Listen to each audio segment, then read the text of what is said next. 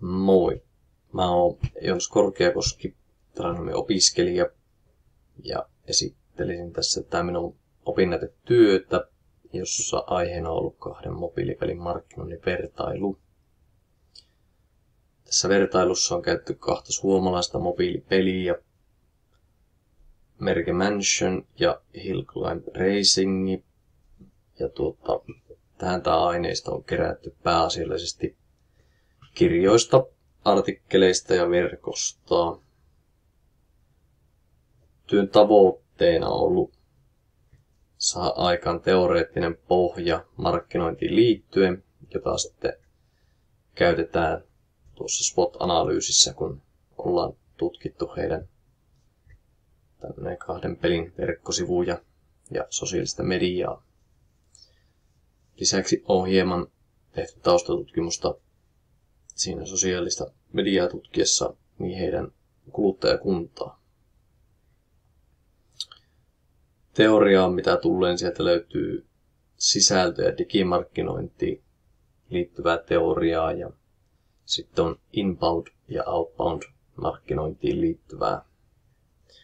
Lopussa käyn tosiaan sitten vielä tässä opinnäytetyössä tähän Google Analyticsiin hieman sisältöä lisään aiheeseen liittyen, mikä olisi molemmille näistä erittäin oleellinen.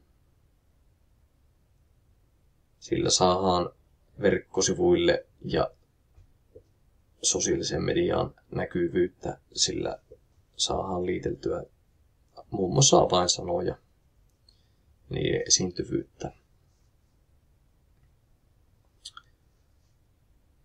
Tässä SWOT-analyysissä, niin kuin siinä kuuluukin, on vertailtu heidän vahvuuksia, heikkouksia, mahdollisuuksia ja uhkia.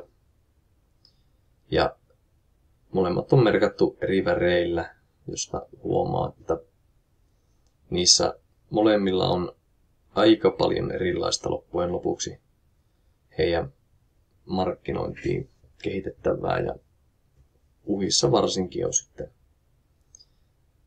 muun muassa Hill Climb Racingin ja Merge Mansionin iso ero siinä on, että Hill Climb Racing on sekoittanut hyvin paljon pakkaa tällä, että heillä on ainoastaan yhdelle pelille oma sosiaalinen media ja kaikkien muiden pelien julkaisut laittaa samaan alle.